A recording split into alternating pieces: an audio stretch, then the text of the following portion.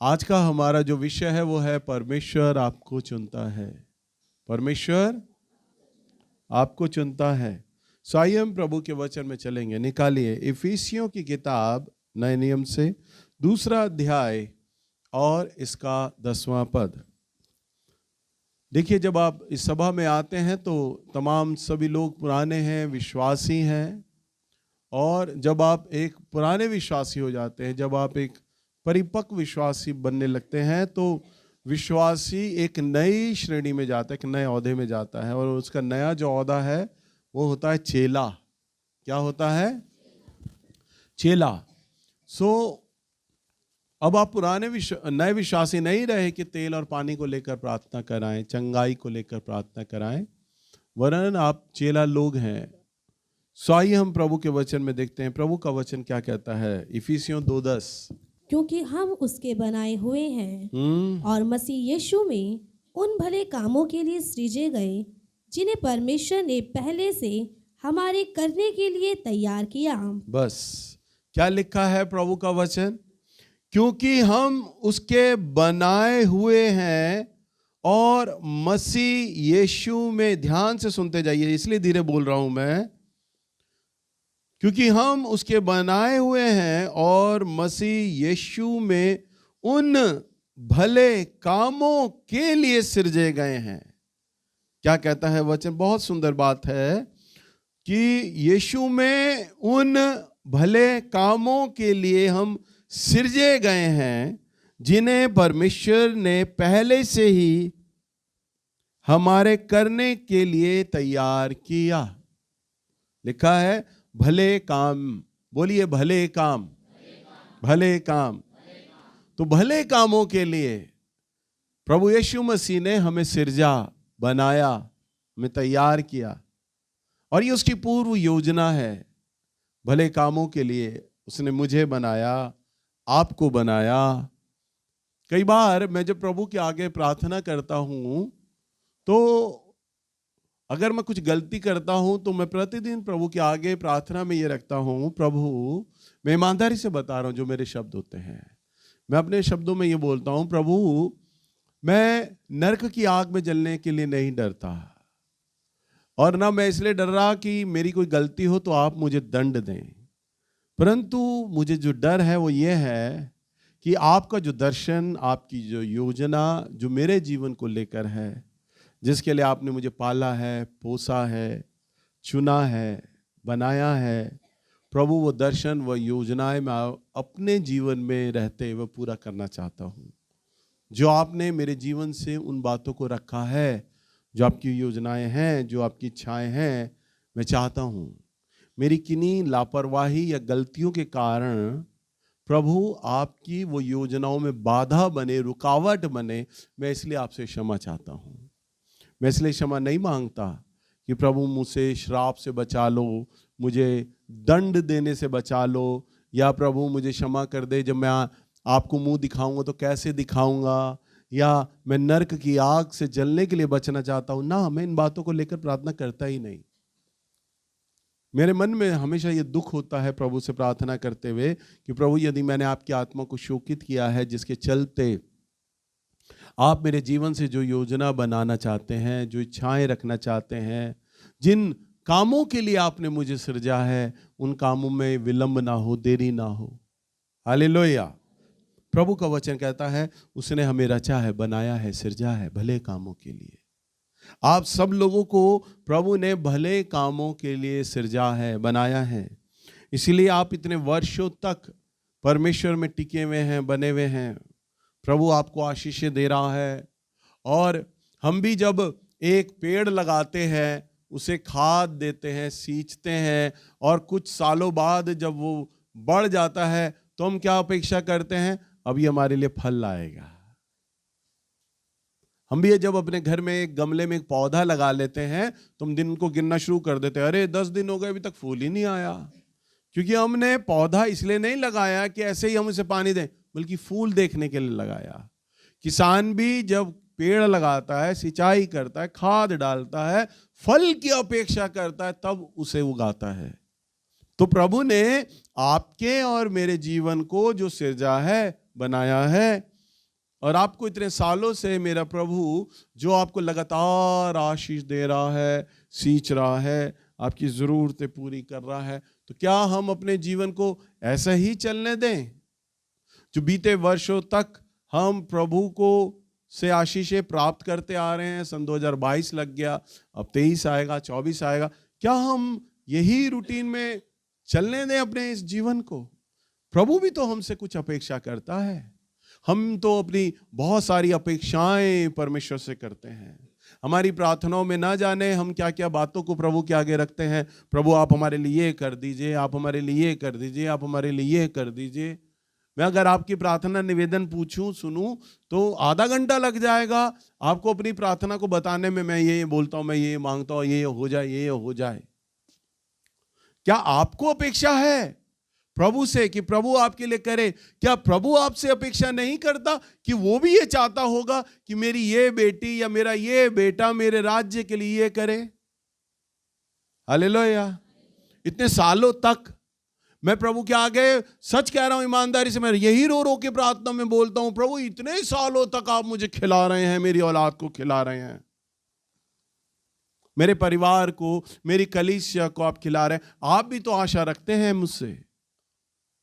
मुझे जो दुख होता है ना, यही बोलते हुए होता है आत्मा में। आप भी तो मुझसे आशाएं रखते हैं। मैं उन आशाओं को, अभी बीते दिनों में जब मैंने उपवास किए थे, तो मैं उपवास सामर्थ्य पाने के लिए नहीं मांग रहा था। मैं उपवास इसलिए नहीं मांग रहा था कि मैं और अमीर हो जाऊं। मैं उपवास इसलिए भी नहीं मांग रहा था कि मैं अपने उपवास में बड़ी कलीसिया मांगूं। मैं प्रभु से बीते दिनों में जो उपवास मैंने किए, वो मैंने इसलिए किए कि प्रभु आपने जो स्वप्न में आके मुझसे प्रतिज्ञाएं की हैं, जो आपने अपने जो प्रॉफिट नवीन जोगी के द्वारा जो मुझसे प्रतिज्ञाएं की हैं, मैं उन प्रतिज्ञाओं को पूरा होने दें आप मेरे जीवन में। उसके लिए मैं उन तैयारियों के लिए प्रार्थना करता हूं। आपका वचन कहता है जो पेड़ बढ़ता है मैं उसे काटता हूं, छांटता हूं। सो आपकी जो तैयारियां हैं मेरे जीवन को लेकर, जो योजनाएं आपने बनाई हैं, यदि मेरे जीवन में ऐसी कोई बातें आ रही हैं जो आपकी उन योजनाओं को पूरा होने में रोकती हैं, तो प्रभु मैं तैयार हूं। मैंने इसलिए उपवास किए थे बहुत अभी बीते दिनों। मेरे प्रचारकों को भी नहीं पता, सिर्फ मेरे परिवार में मेरी पत्नी को पता होता था कि मैं उपवास कर रहा हूं, क्योंकि खाना दाना उसी ने बनाना है। और मेरा जो विषय है वो उसको भी नहीं पता था मैं क्या मांग रहा हूं।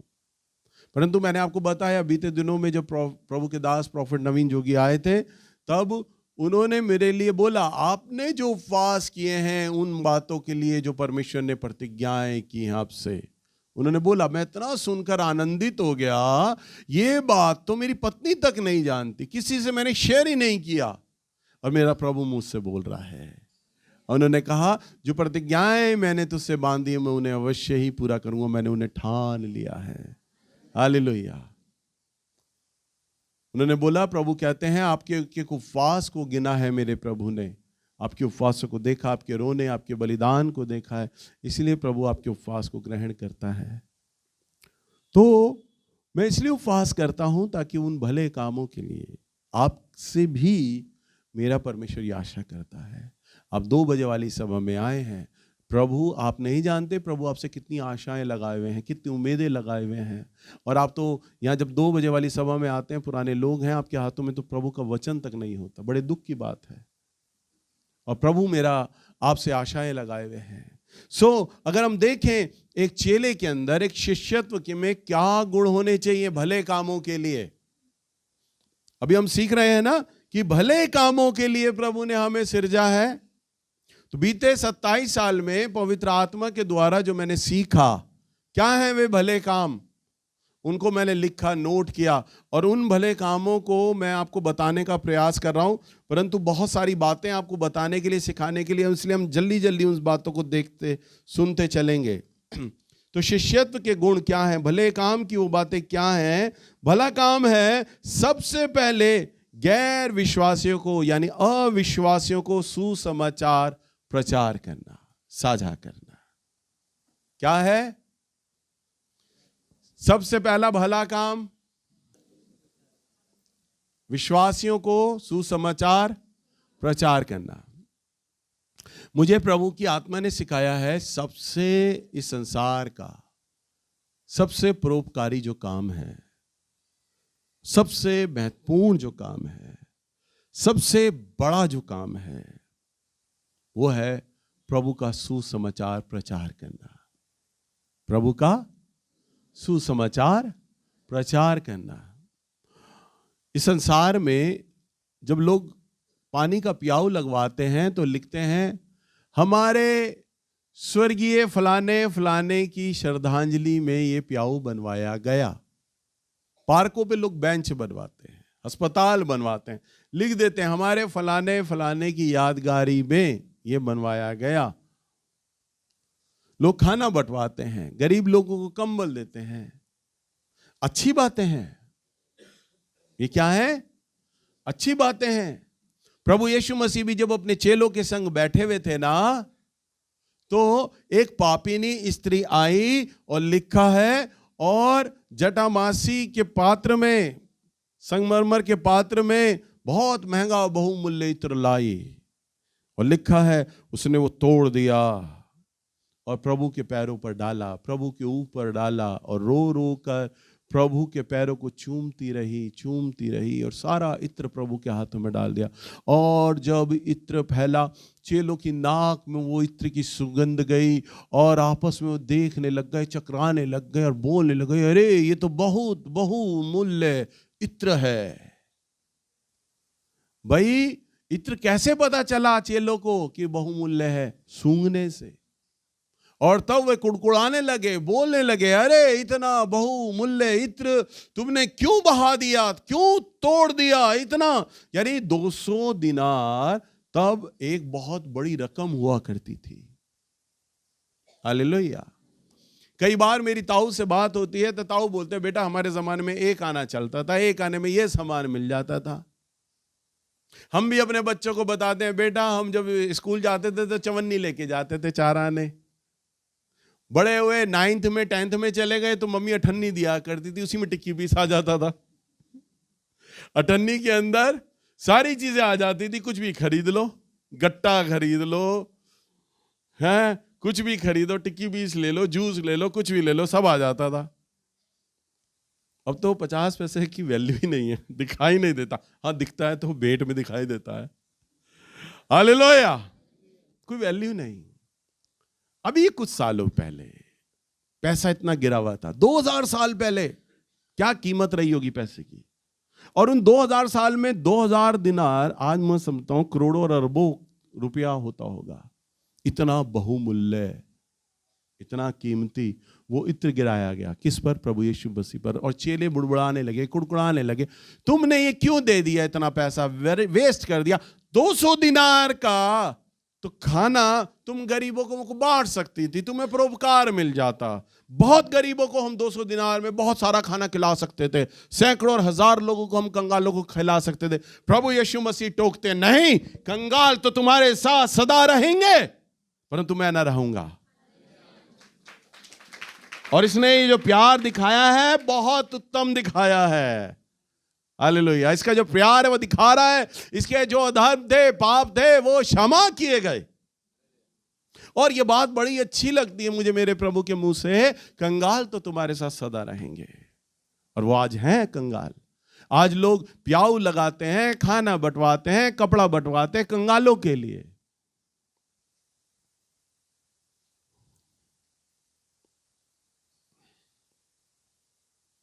परंतु अगर देह में अगर नहीं है तो वो नहीं है प्रभु यीशु हमारे बीच।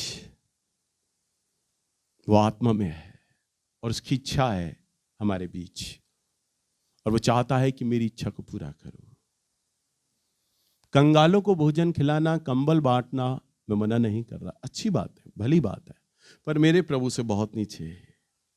सबसे पहले अगर कोई काम है तो वो मेरे प्रभु का है, और प्रभु का काम है सुसमाचार का साझा करना, उसे बांटना।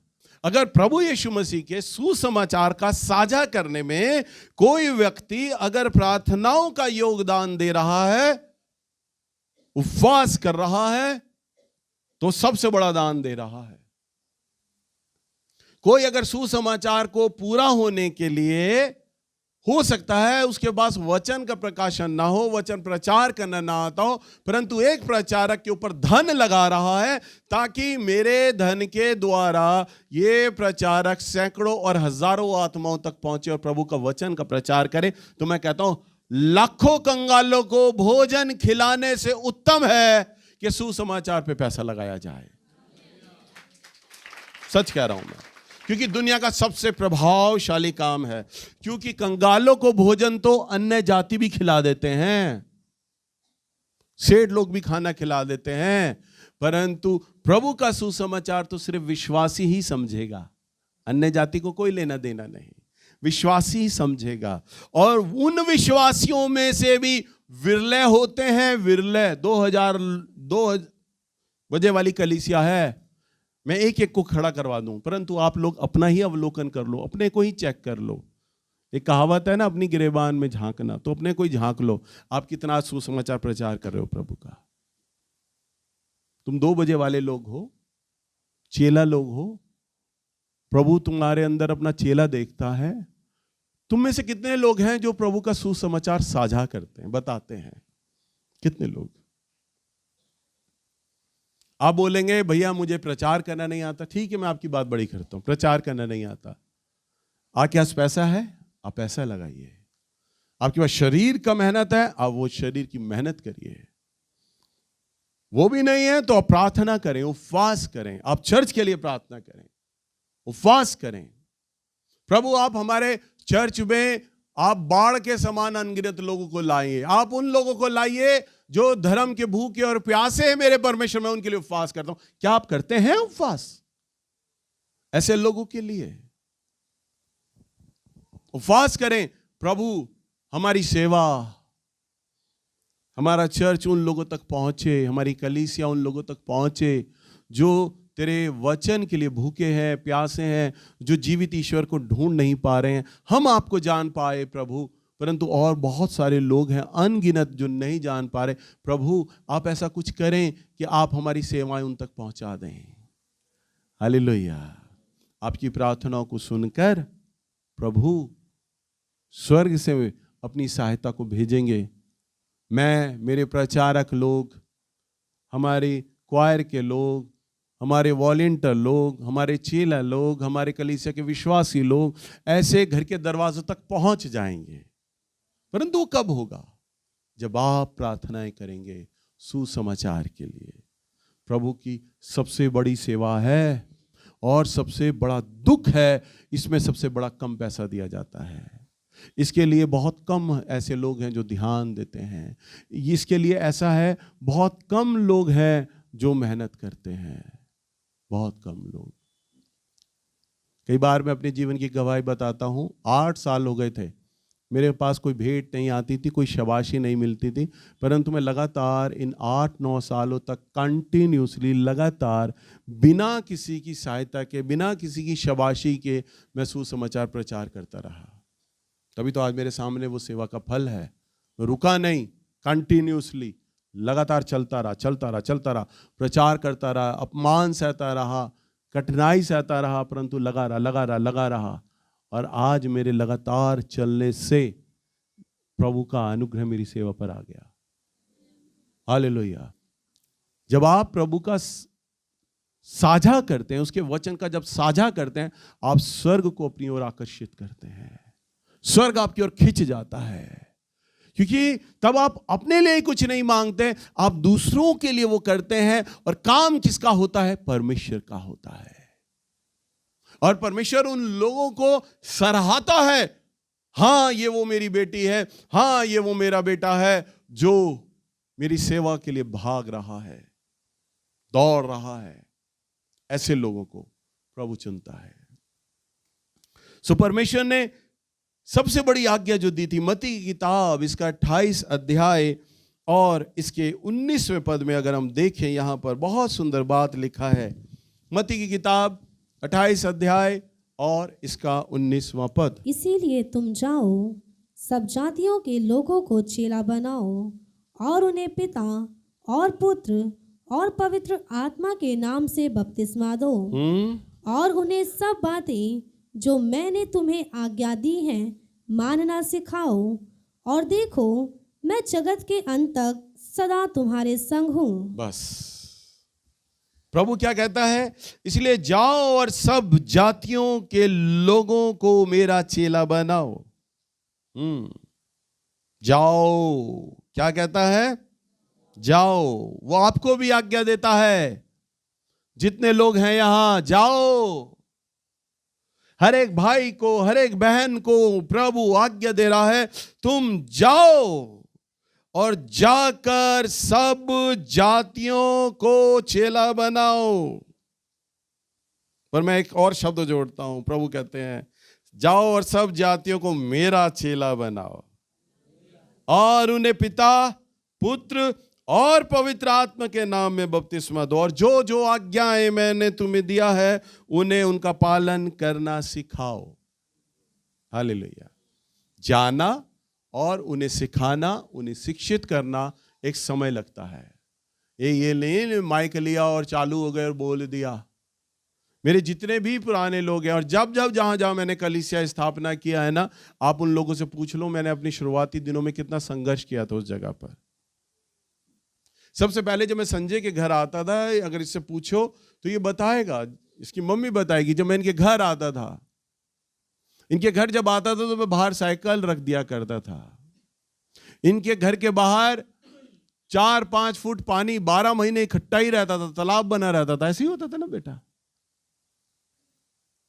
अपनी पैंट को मैं पूरा जांग तक ऊपर मोड़ता था और फिर पानी में चलता हुआ इनके घर तक पहुंचता। दरवाजे से एंट्री नहीं होती थी, दीवार टाप के अंदर आता था मैं इनकी। फिर ये बरमे से मेरा हाथ पैर धुलाते थे, और फिर तब इनके घर में भीड़ नहीं होती थी, ये 2 या 3 लोग ही होते थे प्रार्थना में। ये इसकी मम्मी ज्योति, बस 3 लोगों को मैं सुसमाचार प्रचार करता था। और कोई बड़ी रकम भी नहीं देते थे। पूछो, मैं अपमानित नहीं कर रहा, पर सच है। और ना इनकी स्थिति थी कि कोई मुझे बड़ी रकम या बड़ा दान देते, नहीं।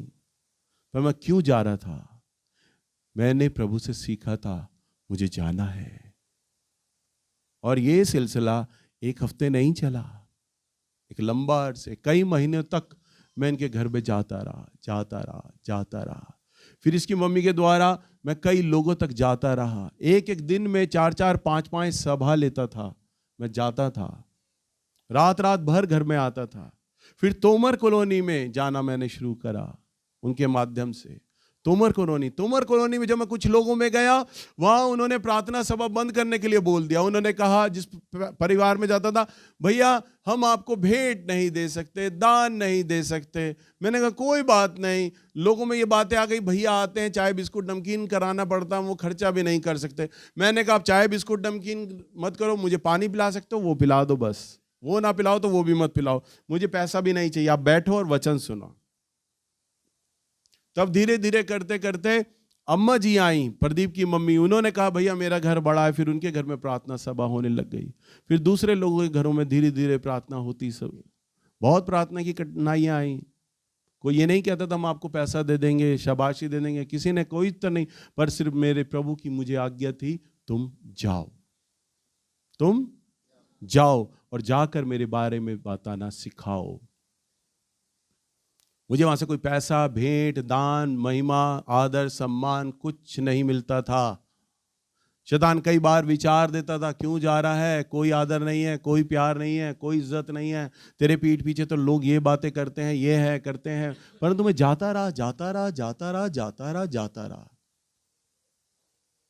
और धीरे धीरे मेरे जाने से वहां कलीसियाएं बनने लग गईं, क्योंकि लोग प्रभु का वचन सुनने लग गए, आज्ञाएं मानने लग गए। मैं उन्हें आज्ञा मानना सिखाने लग गया, वचन मानने सिखाने लग गया। और धीरे धीरे प्रभु ने आज एक बड़ी कलीसिया को खड़ा कर दिया। हालेलुया। तो खाली ये शब्द मेरे लिए नहीं है, कहीं आप सोचें अरे भैया तो पादरी है ना, इन्हें तो जाना ही था ना। ये बात मेरा प्रभु आप सब लोगों के लिए बोलता है, आप सब लोगों को जाना है। मैं भी नौकरी करता था, मैं नौकरी के बाद भी सुसमाचार प्रचार करने जाता था। नौकरी के बाद भी लोगों के घरों में प्रार्थना करने जाता था। आप भी तो आज नौकरी करते हैं, आज भी तो आप अपना घर का काम करते हैं, बहनें भी तो घर का काम करती हैं। कितनी बहनें हैं जो घर का काम करने के बाद पड़ोसियों में लोगों के घर पहुंचे और उन्हें प्रभु का सुसमाचार साझा करें। कितने भाई लोग हैं जो अपनी नौकरी के बाद कुछ समय निकालकर लोगों के पास जाते हैं और प्रार्थना करते हैं। आप अपेक्षा करते हैं परमेश्वर आपको हर प्रकार का अनुग्रह दे, हर प्रकार का आशीष दे। आप विचार करें, परमेश्वर आपके जीवन से भी तो ये अपेक्षा करते हैं कि आप प्रभु के लिए कुछ करें। हालेलुया। प्रभु भी तो चाहता है ना। मैं आपको दुनियावी उदाहरण देता हूं। जितनी माएँ हैं या जितने पिता हैं, आज आप अपने बच्चों को पाल पोस रहे हैं, आपने उनकी ज़रूरतों को पूरा किया। धीरे धीरे वही बच्चे बड़े हो जाते हैं, जवान हो जाते हैं, नौकरियां करने लगते हैं, काम धंधा करने लगते हैं। अब आप आशा करते हैं, अरे मैं तो 7,000 कमाता हूं, परंतु मेरी बिटिया तो 15,000 कमा रही है, मेरा बेटा 15,000 कमा रहा है, अब घर के खर्चे में अब ये कुछ हाथ लगाएंगे, है ना भाई। हमने स्ट्रगल किया, हमने अपनी इच्छाएं दबा ली, परंतु अपने बच्चों की इच्छाओं को पूरा किया। हमने उन्हें अच्छी तालीम दी, उन्हें अच्छा पढ़ाया, अब वो अच्छी नौकरियों पे लग गए हैं, वो भी कमा रहे हैं। आप भी तो अब उम्मीद कर रहे हैं ना अपने बुढ़ापे के लिए, अपने परिवार को चलाने के लिए। अब आपके बच्चे बड़े हो गए हैं, अब घर के खर्चा वो भी संभालेंगे, वो भी तो कुछ काम करेंगे, वो भी तो घर के खर्चों में हाथ बटाएंगे। अब भी तो आप आशा लगाए हुए हैं ना। तो जब आप आशा अपने बच्चों के लिए लगा सकते हैं, तो क्या परमेश्वर आशा नहीं लगाता होगा? अब मेरे बच्चे जवान हो गए, मेरे बच्चे समझदार हो गए, मेरे बच्चे बड़े हो गए, मैंने इन बच्चों को पाला पोसा, अब इन्हें वचन भी सिखा दिया, अब ये जान गए, सीख गए, अब तो ये मेरी सूदी लेंगे, अब तो ये मेरा काम करेंगे। हालेलुया। प्रभु आपको देखता है। और जितने माँ बाप कि बच्चे बेटे बेटियां आज अगर कमा रहे हैं, उन्हें तनख्वाहों का हिसाब नहीं देते, पैसे नहीं देते घर का खर्चे के लिए, तो आपके मन बेशक अपने औलाद को प्यार करते हो, परंतु औलाद के लिए आह निकलती होगी।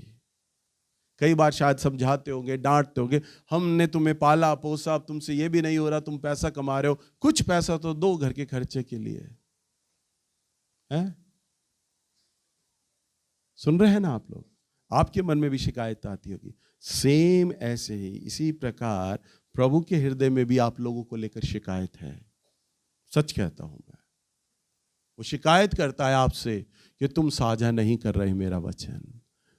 वचन साझा करना एक पासबान, प्रचारक, भविष्यवक्ता, इनका ड्यूटी नहीं है। इनका तो है ही है, परंतु उनसे बढ़कर वह आपका है। जब आप अपनी सेवा में, जब आप अपने सुसमाचार में आप ऐसा करते हैं, तो आप अपने साझे के द्वारा आप प्रभु को अपना प्रेम प्रकट करते हैं। हालेलुया। इसीलिए जब सेवकाई का नाम आता है, जहाँ प्रभु की बारी आती है, प्रभु के काम करने की बारी आती है, मुझसे वहाँ लापरवाहियाँ बर्दाश्त नहीं होती हैं। मुझे चिढ़ आने लगती है, झुंझलाहट आने लगती है, मैं अपने आप पे भी झुंझलाता हूँ। आप संजय से पूछ सकते हैं। संजय मेरी पत्नी राजू से जब ये मुझे मॉल ले गए थे खरीदारी के लिए, उस दिन फाइनेंशियल प्रेयर था, मैं ठीक से खरीदारी अपने लिए भी नहीं कर पा रहा था। याद है बेटा, मैं बार बार बोल रहा था वहाँ प्रार्थना सभा हो रहा है, मुझे वहाँ होना चाहिए, तुम यहाँ आ गए, मुझे वहाँ होना चाहिए, होना चाहिए। मेरी आत्मा बेचैन थी। ये लोग मुझे कपड़े दिलाने ले गए थे, ये और राजू, मॉल में। मुझे पता है महंगा कोट दिलाएंगे, महंगी पैंट दिलाएंगे, परंतु मुझे वो चीज़ें अच्छी नहीं लग रही थी। मुझे अच्छा लग रहा था, मुझे फाइनेंशियल प्रेयर में होना चाहिए, मेरी आवश्यकता है वहाँ। मैंने बार बार बोल रहा था, ये जो मुझे कोट दिखाते, मैं कहता हाँ ये अच्छा लग रहा है कोट, ये अच्छा लग रहा है, अच्छी लग रही है पैंट, 2 पैसे हो, चलो चलो चलो चलो। क्योंकि मेरा मन अटका हुआ था। मैं बार बार फोन कर रहा, अब कितने लोग हैं, अब कितने लोग हैं, अब कितने लोग हैं। आखिर में पता चला, जब हम बुराड़ी चौक आ गए, पता चला सारे लोग गए हैं, 30-35 लोग बचे हैं। तो भी मैंने कहा मुझे पुश्ते पे उतार दो, कम से कम 30-35 लोग होंगे, मैं उनके लिए तो प्रार्थना कर लूंगा, मुझे तसल्ली तो हो जाएगी कि मैंने सेवा कर ली जाकर। 30-35 लोगों तक तो पहुंच जाऊं मैं। मुझे मालूम है कौन लेकर आया? मेरा बोझ। आपको बोझ होना चाहिए, और जब आपको बोझ होगा तब आपके पास कोई एक्सक्यूजेस, कोई क्षमा नहीं होगी, कोई माफी नहीं होगी। जिसके पास बोझ है तो नौकरी के बाद भी प्रभु की सेवा करेगा। जिसके पास बोझ है वो अपनी दुकान को 2 घंटे के लिए बंद भी कर देगा और तो भी सुसमाचार साझा करने जाएगा। जिसको बोझ है वो बीमारी में भी आकर खड़ा हो जाएगा और प्रभु की सेवा करेगा। जिसे बोझ है उसके घर में खाने को भी नहीं होगा तो भी वो परमेश्वर की सेवा के लिए पैसा देगा। हर चीज जो होती है ना बोझ होती है। हालेलुया। और अगर आपको बोझ नहीं है ना तो पवित्र आत्मा को कहें, प्रभु मेरे अंदर तो बोझ भी नहीं है आपकी सेवा का। आज मैंने वचन में सुना है मुझे बोझ नहीं, आप मुझे बोझ से भर दें, मुझे उन परिस्थितियों में जाने दें ताकि मैं आपके बोझ को जान पाऊं। आप मांगिए ये, आज से अपनी आशीषों के विषय में प्रार्थना करना बंद कर दें। आप ये मांगे, प्रभु मुझे आपकी सेवा का बोझ नहीं है ना, मैं आपकी सेवा भी नहीं कर पाता, तो हे पिता मुझे इन परिस्थितियों में भेजे कि मैं आपके बोझ को समझ सकूं। तब प्रभु का आत्मा आपको उस बोझ में डालेगा, तब आप प्रभु के बोझ को जान पाएंगे। हालेलुया। इसलिए परमेश्वर आपको आज्ञा देता है कि आप आलसी या निकम्मे नहीं बन सकते, आपको एक्टिव होना है। आपको क्या होना है? एक्टिव, अलर्ट, तैयार। मेरे प्रचारकों से पूछ लें, मेरी पत्नी से पूछ लें, मेरे घर वालों से पूछ लें, मैं पूरा सप्ताह कहीं नहीं जाता, पूरा सप्ताह मैं घर में होता हूं, बहुत कम जाता हूं मैं, क्योंकि सारी कलीसिया मैंने प्रचारकों को दे रखी है। फास्टिंग, प्रेयर, प्रचार, विजिट प्रचारक लोग करते हैं, मैं नहीं करता। पर फिर भी मालूम है क्यों? मैं सुबह सुबह रोज नहा लेता हूं, रोज शेव करता हूं, रोज दाढ़ी बनाता हूं, पता नहीं कब भागना पड़ जाए। मेरे बच्चों से, मेरी बीवी से पूछें, आप कभी भी मेरी दाढ़ी बड़ी भी नहीं देखेंगे। रोज नहा धो के तैयार, बस सिर्फ कपड़े चेंज करने होते हैं मुझे, अलर्ट, बिल्कुल पता नहीं कब भाई दिल्ली पुलिस में आ गए हैं, सदा तत्पर आपके लिए, कब बुलाहट आ जाए, कब भागना पड़ जाए प्रभु के प्रचार के लिए। तो मैं प्रभु को कहा, अरे कोई बुलाए, ये बुलाए, संजय भैया आ जाओ हमारे एरिया में ये समस्या आ गई। अरे बेटा अभी तो मैं नहाया भी नहीं, दाढ़ी भी नहीं बनाई। ये बोलेगा भैया आप आ जाओ, 10 मिनट में बंदा तैयार, 5 मिनट लगना है कपड़े चेंज करने में, फटाफट रेडी। तो नहा धो के तैयार रहता हूं। एक सुसमाचार प्रचारक को अलर्ट होना चाहिए। क्या होना चाहिए? कभी कभी जब मैं अपने प्रचारकों को बोलता हूं ना, बेटा ये वाली सभा तुम प्रचार करो, और जब मेरे प्रचारक बगले झांकने लगते हैं ना, भैया मेरे पास बाइबल नहीं है, मेरा पर्चा नहीं है जिसमें मैं वचन लिखा, आज मेरी तैयारी नहीं हुई, आज मेरी प्रार्थना नहीं हुई, तो मुझे बड़ी खीज चढ़ती है। आप इनसे पूछिए, मैंने टोकता हूं, बोलता हूं, समझाता हूं, तुम्हें तैयार रहना चाहिए। बोलता हूं ना, सदा तैयार रहना चाहिए। मैं परवीन के जन्मदिन पर आकर बैठा, आया किस लिए? सिर्फ पार्टी मनाने के लिए, खाने पीने के लिए। परंतु मेरा मन हुआ जन्मदिन पे संदेश दे डालूं। जन्मदिन पे पवित्र आत्मा ने दिया, जन्मदिन में मनाया जाएगा, पर विचार आया जन्मदिन पे प्रचार। अब दिमाग अलर्ट है प्रचार के लिए, फटाफट मोबाइल से मैंने, क्योंकि मालूम है मुझे वचन पढ़ा, जब आपको पढ़ा होता है आपको सब बातें पता होती है, कहां कहां पर क्या क्या लिखा है। मैंने फटाफट नए नियम से गया, फटाफट पुराने नियम से गया, बाइबल के निकाले वचन, और जन्मदिन पे वचन देने के लिए खड़ा हो गया। केक काटने की तैयारी है, आधा घंटा जन्मदिन पे वचन दिया, बिना तैयारी के आया। प्रभु ने बोला बस वचन दे दे। अब मैं प्रभु को कहूं, प्रभु जन्मदिन पे तो प्रभु वचन ही नहीं होता, यहां तो लोग पार्टी मनाने आए हैं, माहौल ही नहीं है, समा भी नहीं है, और अगर मैं जन्मदिन के लिए खड़ा भी नहीं होता तो किसी को पता भी नहीं होता, और ना कोई अपेक्षा करेगा कि जन्मदिन पे वचन हो। किसी को एक्सपेक्टेशन भी नहीं थी कि भैया जी वचन देंगे, ना वचन के लिए मुझे कोई बोलता, ना किसी ने कहा। मेरे पास बहाना था। बहाना क्या था? कोई बोलेगा नहीं तो बहाना भी क्या लगाऊं, हम तो खाने आए हैं भाई, ताली बजाने आए हैं, जन्मदिन का केक खाने आए हैं बस। परंतु किसने बोला? प्रभु की आत्मा ने बोला जन्मदिन पे वचन दे। मैं खड़ा हो गया और वचन दिया। लगभग आधे घंटे का शायद था वचन, है ना।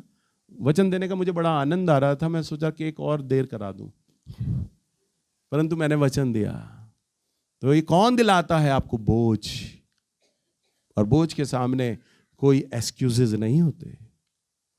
तो मैंने प्रभु को एक क्षण भी नहीं कहा, नहीं प्रभु जन्मदिन है, समा नहीं है, माहौल नहीं है। समा, माहौल, सारे एक्सक्यूजेस मेरा प्रभु जानता है। प्रभु जानता है समा है या माहौल है। प्रभु अगर कह रहे हैं वचन देने को तो कुछ सोच कर बोल रहे होंगे, है ना। प्रभु तो अति बुद्धिमान परमेश्वर है, प्रभु जानते हैं कि ये समय है, यहाँ पे देना चाहिए वचन, तू दे। मैंने कहा अच्छा प्रभु आप बोल रहे हैं तो मैं देता हूँ। वचन तैयार नहीं था और सदा दिया। मैं अपने प्रचारकों को ये बोलता हूँ, बेटा सदा अलर्ट रहो, जब तुम्हारे हाथ में माइक दे दिया जाए, जब भी मौका मिले तुम्हें प्रचार करना है। तभी तो पौलुस ने कहा है अवसर को बहुमूल्य जानो। हालेलुया। पता नहीं कौन सा अवसर परमेश्वर आपको सेवा के लिए दे दे। मैं कब काजल को बोलूं बेटा मेरा मन, हो सकता है काजल प्रार्थना करती आ रही है, प्रभु मेरा इस्तेमाल करो, मेरा इस्तेमाल करो, मेरा इस्तेमाल करो, प्रार्थना करती होगी ना बेटा। और हो सकता है परमेश्वर का आत्मा मेरे मन में ही तो डालेगा, तू काजल को इस सप्ताह वचन दे। तो मैं काजल को ये थोड़ी ना कहूंगा काजल प्रभु मुझे कह रहा है वचन देने के लिए, तो मैं ऐसे डायरेक्ट बोलूंगा बेटा काजल इधर आ, प्रभु का वचन इस संडे तू दे, मैं चाहता हूं 2 बजे वाली मीटिंग तू ले। अब जरूरी थोड़ी ना है कि मैं इसका नाम या डेट ऑफ बर्थ बताऊं, मैं भी भविष्यवाणी करूं। नहीं, प्रभु बोल रहा है तभी अलर्ट होगी भविष्यवाणी सुन के। अरे अगवा बोल रहा है तो ये जान ले प्रभु बोल रहा है इसके अंदर से। हालेलुया। और प्रभु की इच्छा और योजना समझ के ही उसको एक्सेप्ट कर ले। मेरा प्रभु मुझे मौका दे रहा है, यही मौके की तो तलाश में थी। और तब जब ये खड़ी होगी और जब ये वचन का प्रचार करेगी, तब लोग इसकी बुद्धिमत्ता को, इसके वचन के जानने को, इसके वचन की शैली को, इसके वचन के परोसने को और इसके अभिषेक को, अरे कितनी अच्छी अच्छी बातें बोलता चला गया है? तब लोग जानेंगे कि काजल कितना अच्छा वचन प्रचार करती है। नहीं तो बेचारी सारी उम्र भैया के पीछे पीछे बाइबल पढ़ेगी बस, और कुछ नहीं।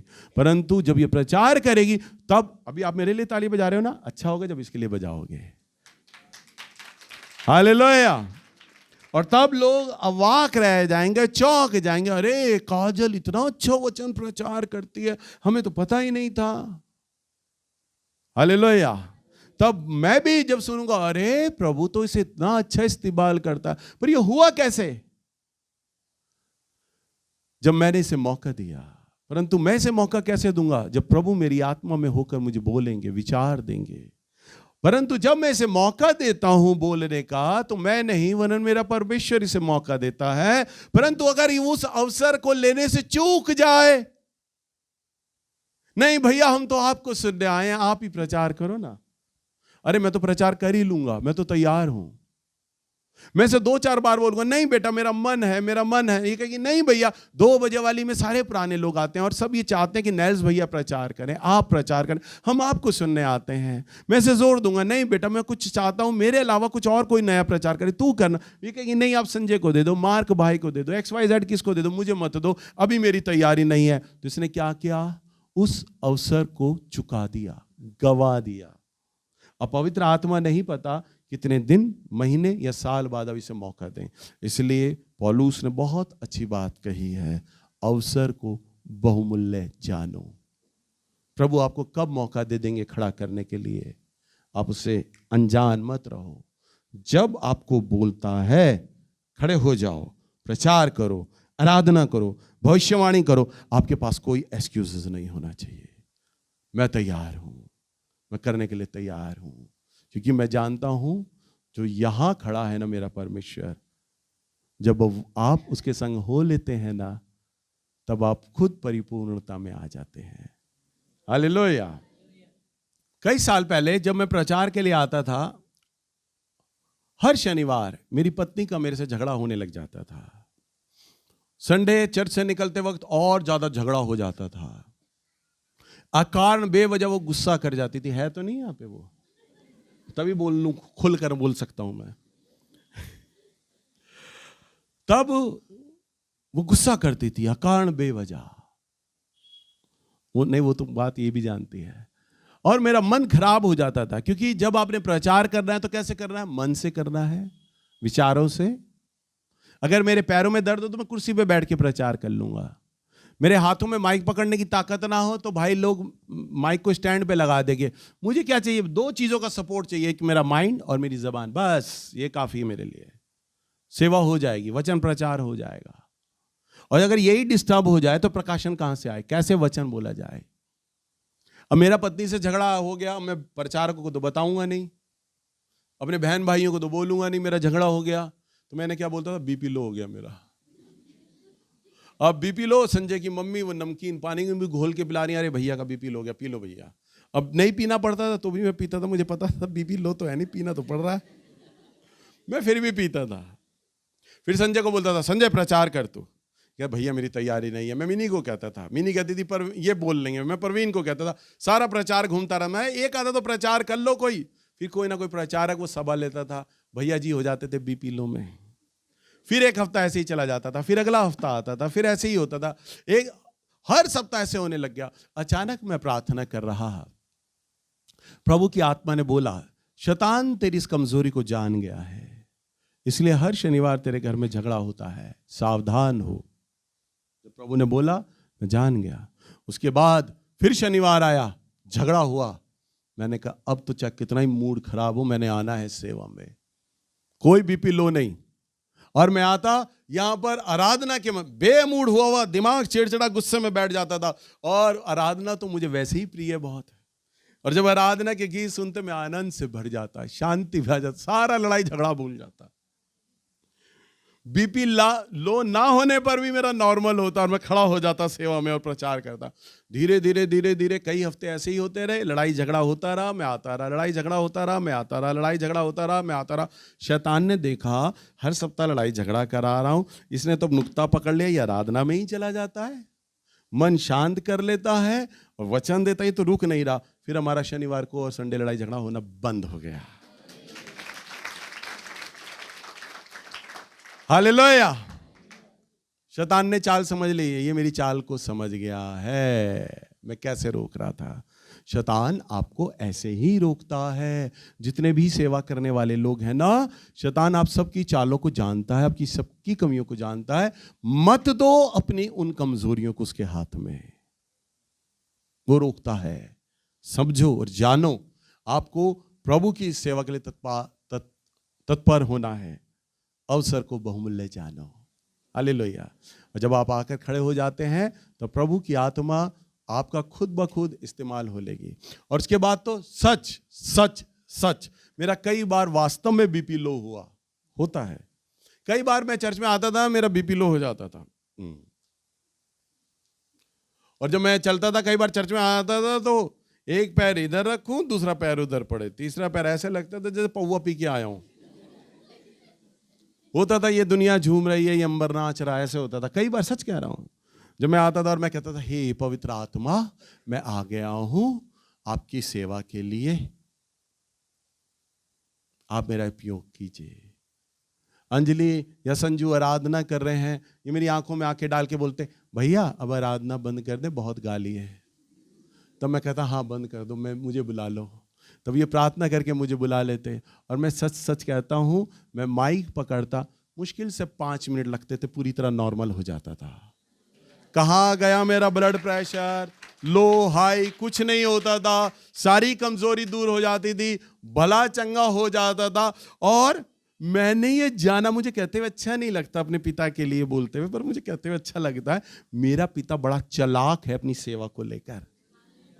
आपने देखा होगा ना, कई बारी मुझे बहुत खांसी होती थी ठंड में, मैं खांसते हुए आता था माइक पे भी दे रहे हैं तो भी मैं खांस रहा हूं और जब बस माइक लिया, खांसी बंद। क्यों बंद है? मैं कहता, प्रभु आप तो बड़े चालाक हैं, जब आपकी सेवा की बारी आई मेरा गला बिल्कुल ठीक, प्रचार किया, आमीन किया, और फिर खांसता हुआ जा रहा हूं, खांसता हुआ बात कर रहा हूं। है ना मेरा प्रभु चालाक? आप जैसे हो, जैसे भी हो, ये पुलपिट एक ऐसी जगह है, सब चीजें वो दूर कर देगा, ढांक देगा, बस आप उसके लिए आ जाओ और अवेलेबल हो जाओ, वो आपका इस्तेमाल कर लेगा। हालेलुया।